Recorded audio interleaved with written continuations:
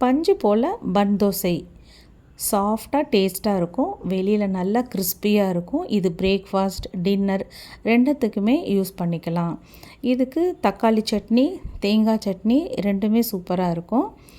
1 cup அளவுக்கு ரவை எடுத்துக்கலாம். அதே கப்பில் 3/4 கப் அளவுக்கு புளிச்ச தயிர் போட்டுக்கலாம்.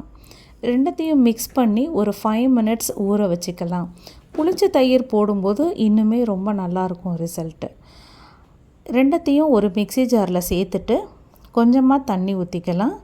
கொஞ்சம் கருவேப்பிலை, 1 இன்ச் அளவுக்கு ஒரு துண்டு இஞ்சி, அதை பொடியாக நறுக்கி அதில் சேர்த்துட்டு தேவையான அளவு தண்ணி ஊற்றி நல்ல போரிங் கன்சிஸ்டன்சியில் இந்த மாதிரி தோசை மாவை அரைச்சி ஒரு கிண்ணத்தில் வச்சுக்கலாம்.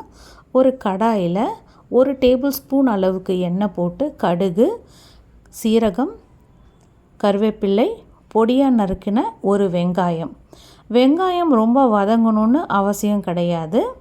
ஏன்னா பன் தோசையில் போட்டு இன்னொரு தடவை நம்ம வேக வைக்க போகிறோம். தேவைன்னா கேரட், பீன்ஸ் உங்களுக்கு பிடிச்ச காய் ஏதாவது வேணும்னா போட்டுக்கலாம். கொஞ்சமாக மஞ்சத்தூள் போட்டு மிக்ஸ் பண்ணிவிட்டு நம்ம வதக்கின வெங்காயத்தை அரைச்சி வச்சுருக்க மாவோடு சேர்த்துக்கலாம்.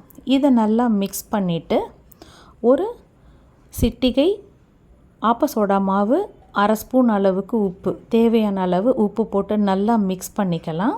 இதை ஒரு 15 மினிட்ஸ் மூடி போட்டு வச்சுக்கலாம். இன்னும் நல்லா ஊறி வந்துடும். அதுக்கப்புறம் பன் தோசை ஊற்றுறதுக்கான கரண்டியை அடுப்பில் வச்சுட்டு 2 டேபிள் ஸ்பூன் அளவுக்கு எண்ணெய் ஊற்றிக்கலாம்.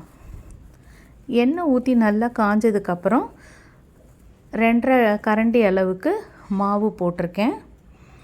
இதை மூடி போட்டு வேக வச்சுக்கலாம். சிம்லேயே மூடி போட்டு வேக வச்சுக்கணும்.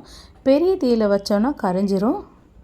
திருப்பி போட்டு இன்னும் ஒரு 2 மினிட்ஸ் மூடி போட்டு வெந்ததுக்கப்புறம் சுட சுட சர்வ் பண்ணலாம்.